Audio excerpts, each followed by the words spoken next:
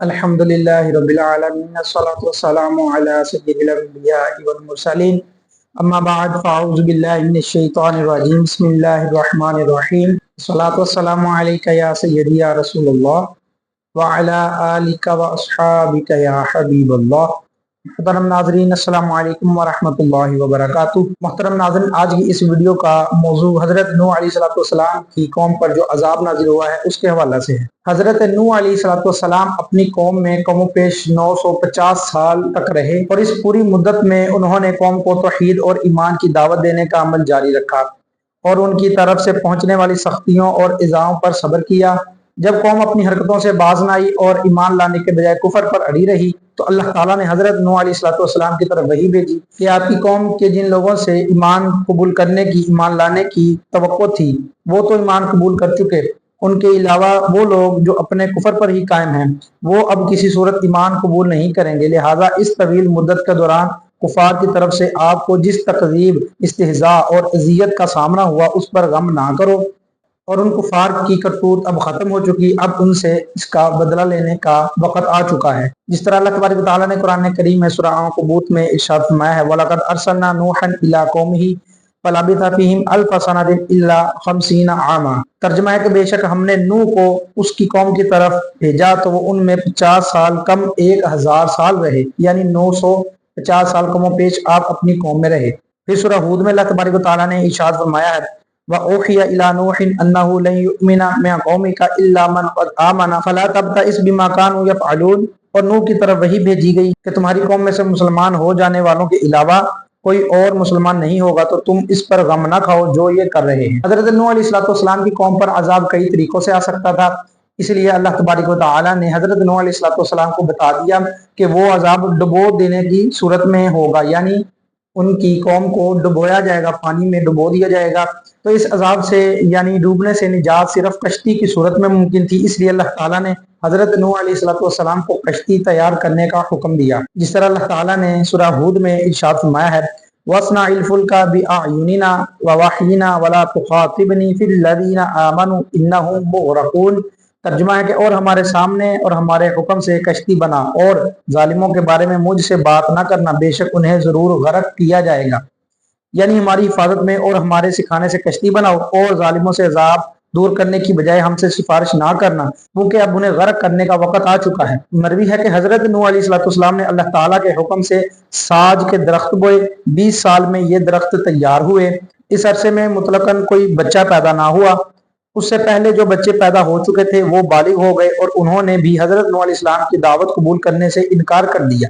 फिर हजरत नूह अलैहिस्सलाम कश्ती बनाने में मशगूल हो गए। हजरत नूह अलैहिस्सलाम अल्लाह तबारक व तआला के हुक्म से कश्ती बनाते रहे और उनकी कौम के सरदारों में से जब कभी कोई उनके पास से गुजरता तो उनका मजाक उड़ाता और कहता कि ऐ नूह अलैहिस्सलाम, क्या कर रहे हो? आप फरमाते, ऐसा मकान बना रहा हूँ जो पानी पर चले। ये सुनकर वो हंसते, क्योंकि आप अलैहिस्सलाम कश्ती जंगल में बना रहे थे जहां दूर दूर तक पानी ना था। और वो लोग मजाक के तौर पर ये भी कहते थे कि पहले तो आप नबी थे, अब बढ़ई हो गए, यानी लकड़ी का काम करने वाले बन गए। हजरत नूह अलैहिस्सलाम ने उनसे फरमाया, किसी वक्त हम भी तुम्हें हलाक होता देखकर तुम पर ऐसे ही हंसेंगे जैसे तुम कश्ती देखकर हंस रहे हो। तुम्हें जल्द ही रुसवा कुन और दायमी अजाब का पता चल जाएगा। मरवी है कि कश्ती 2 साल में तैयार हुई। उसकी लंबाई 300 गज, चौड़ाई 50 गज, ऊंचाई 30 गज थी। इसमें और भी अकवाल हैं। और उस कश्ती में 3 दर्जे बनाए गए थे। नीचे दर्जे में जंगली जानवर, दरिंदे और हशरातुल अर्द थे और दरमियानी दर्जे में चौपाए वगैरह और ऊपर वाले दर्जे में खुद हजरत नूह अलैहिस्सलाम अपने साथियों के साथ सवार थे। और उसके अलावा हजरत आदम अलैहिस्सलाम का जस्द मुबारक जो औरतों और मर्दों के दरमियान हाइल था और खाने वगैरह का सामान था। और परिंदे भी आप अलैहिस्सलाम के साथ ऊपर वाले दर्जे में ही थे। इससे मुतालिक मजीद तफसीलात आगे हैं, इंशाल्लाह हम उस पर भी गुफ्तगू करेंगे। हजरत नूह अलैहिस्सलाम कश्ती बनाने में मसरूफ रहे, यहाँ तक कि उनकी कौम पर अजाब नाजिल होने और उनकी हलाकत का वक्त आ गया। अल्लाह ताला ने हजरत नूह अलैहिस्सलाम से उस अजाब के नाजिल होने की अलामत यह बयान फरमाई थी कि जब तुम तनूर में से पानी जोश मारता देखो तो समझ लेना कि अजाब के नुज़ूल का वक्त आन पहुंचा है। चुनांचे जब आप अलैहिस्सलाम ने पानी जोश मारता हुआ देखा तो अल्लाह ताला ने हजरत नूह अलैहिस्सलाम को 3 तरह की चीजें कश्ती में सवार करने का हुक्म इरशाद फरमाया। नंबर 1, हर जिन्स में से नर और मादा का एक एक जोड़ा। حضرت حسن رحمۃ اللہ تعالی علیہ فرماتے ہیں کہ حضرت نوح علیہ السلام نے اپنے ساتھ ان تمام جانوروں کا ایک ایک جوڑا کشتی میں سوار کر لیا جو بچے جنتے ہوں یا انڈے دیتے ہوں۔ جانور آپ علیہ الصلوۃ والسلام کے پاس آتے اور آپ علیہ الصلوۃ والسلام دائیں ہاتھ سے نر کو اور بائیں ہاتھ سے مادہ کو پکڑ کر سوار کرتے تھے۔ بعض روایات میں یہ بھی مذکور ہے کہ سانپ اور بچھو نے حضرت نوح علیہ السلام کی بارگاہ میں حاضر ہو کر عرض کی کہ ہمیں بھی اپنے ساتھ سوار کر لے۔ حضرت نوح علیہ السلام نے ان سے فرمایا تمہاری وجہ سے ہم کہیں مصیبت کا شکار نہ ہو جائیں، اس لیے میں تمہیں سوار نہیں کروں گا۔ انہوں نے عرض کی کہ آپ ہمیں سوار کر لیں، ہم آپ کو اس بات کی ضمانت دیتے ہیں کہ جو آپ کا ذکر کرے گا ہم اسے کوئی نقصان نہ پہنچائیں گے، لہٰذا جسے سانپ اور بچھو سے نقصان پہنچنے کا خوف ہو تو وہ یہ آیت لازمی پڑھے، سلام علی نوح فی العالمین۔ نمبر 2، حضرت نوح علیہ السلام کے اہل خانہ، یہ کل 7 افراد تھے۔ حضرت نوح علیہ السلام، ان کے 3 بیٹے سام، حام، یافت اور ان تینوں کی بیویاں۔ اور نمبر 3، وہ لوگ جو حضرت نوح علیہ السلام پر ایمان لائے تھے، یہ کل 80 افراد تھے۔ ان کی تعداد کے بارے میں اور بھی اقوال ہیں، صحیح تعداد اللہ تبارک و تعالیٰ ہی جانتے ہیں، لیکن روایات کے مطابق وہ صرف 80 افراد تھے جو حضرت نوح علیہ السلام پر ایمان لائے تھے۔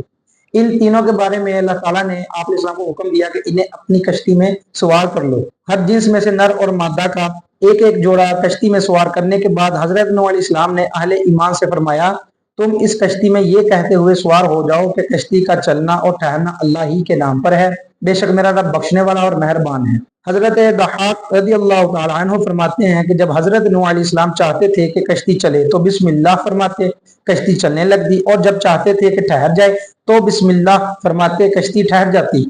اس آیت میں یہ تعلیم بھی ہے کہ بندہ جب کوئی کام کرنا چاہے تو اسے بسم اللہ پڑھ کر شروع کرے تاکہ اس کام میں برکت ہو اور وہ کامیابی کے حصول کا سبب ہو۔ انشاءاللہ عز و جل ہم اس پر مزید گفتگو کریں گے۔ اللہ تبارک و تعالی ہمیں ہمیشہ حق اور سچ بیان کرنے کی اور اپنے انبیاء کرام علیہ السلام کے بتائے ہوئے طریقے پر زندگی گزارنے کی توفیق عطا فرمائے۔ السلام علیکم ورحمۃ اللہ وبرکاتہ۔